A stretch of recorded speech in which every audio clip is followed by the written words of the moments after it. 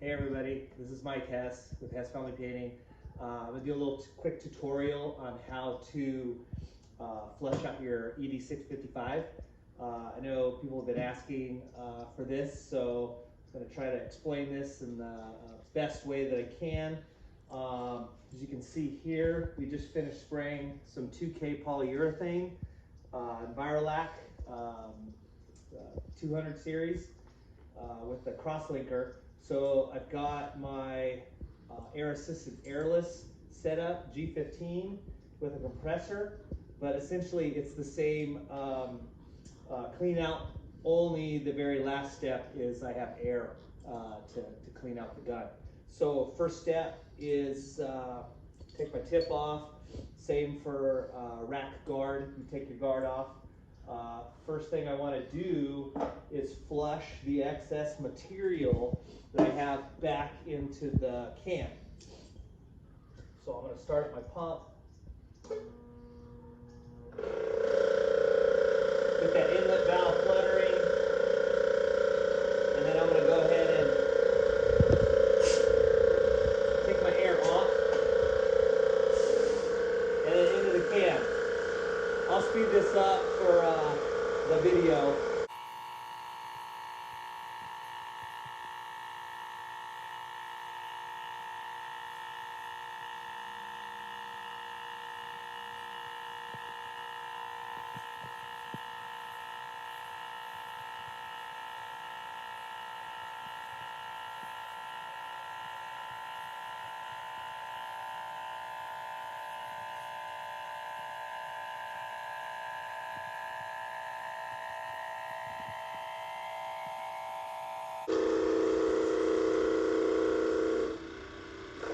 Okay, Paul, come on over here. Now that I've flushed out all the paint that's in that hopper, I'm going to go ahead and put some clear, clean water. Put about a half gallon in there. Take one of my old gunky rags, and I'm going to give this a good, good rinse. Clean out all the sides. Now if you noticed,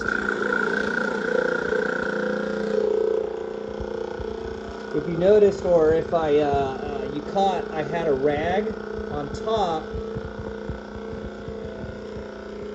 like so.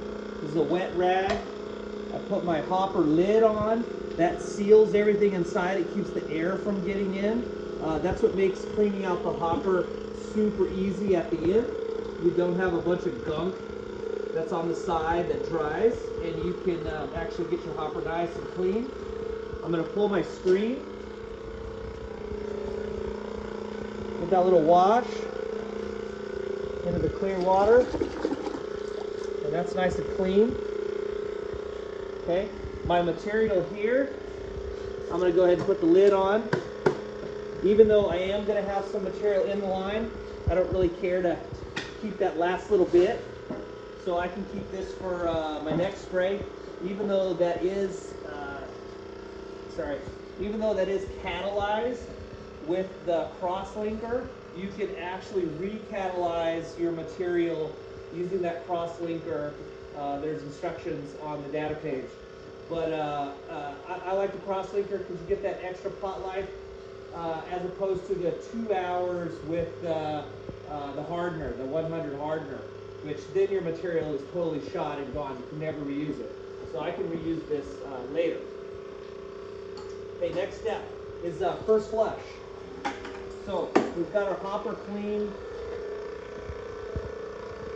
This material is all going to be dirty because in that hopper is dirty water.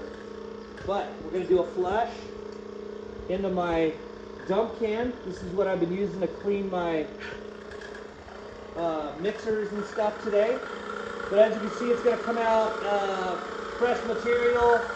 I'm going to turn up the pressure, and then eventually I'm going to get water. Totally going to be diluted. There you go. Now this is the water coming out of the hopper. And then all I'm going to do is run all the material out of the hopper. Turn up that pressure, try to get it out quick.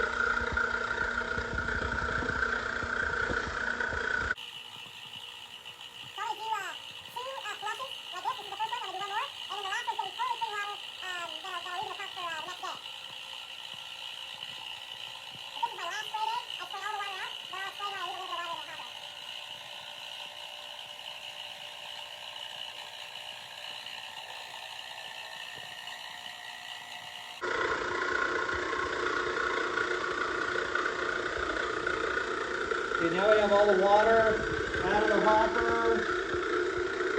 Now we're sucking air. Okay. Another clear, clean water goes in.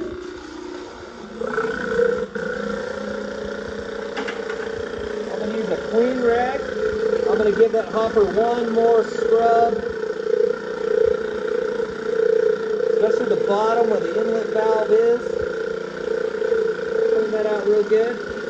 And as you can see, now we got nice clean water that's going to be coming out of this gun.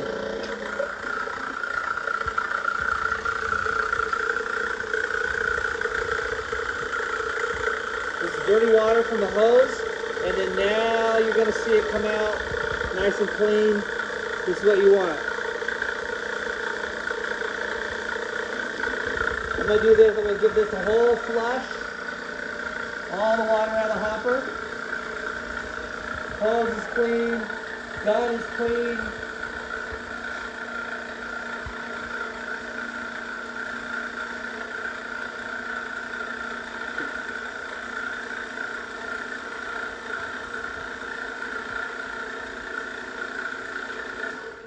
Okay, just for time's sake, what I'm going to do is now show you, if you had your airless gun, you're going to take it apart, and you're probably going to have an inline filter in here. Okay, so what I'm going to do is I'm going to show you mine,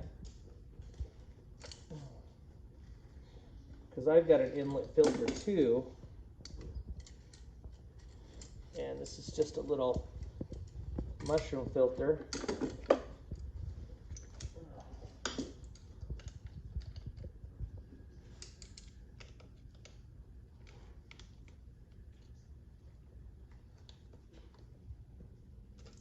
This is the connector for the G15. You wouldn't need to do that on yours. Pop my little filter off. There's all the material that got collected today that didn't go through my gun. Okay, if we're back at it, I'm going to take my little nylon toothbrush, or brass one is real good too. But I'm just going to give this a little scrub.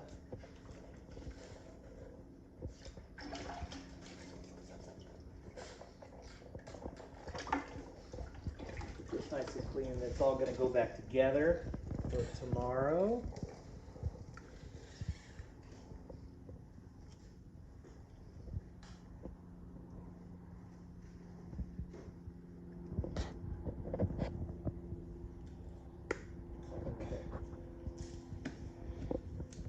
So at this point, you can put your gun back together. If you've done any, cleaning to it, the filters, the tip, what have you. I'll give this a little bit of a clean here.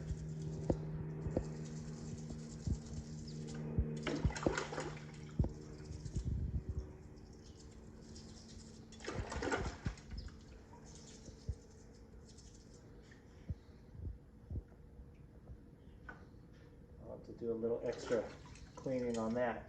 But essentially, what you do at this point to clean your tip out is you put clean water in that hopper.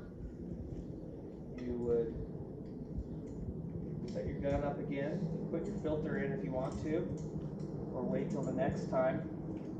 A lot of times I just wait so you know what material you're going to be spraying, and then fit your filter accordingly. But essentially, we have clean water in here. And turn that pump back on. We're under pressure, okay? So I'm going to go ahead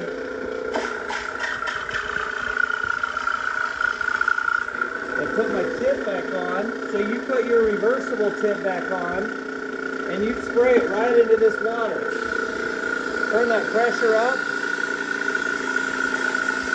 About 10 seconds, and then you would reverse it, spray it again, 10 seconds.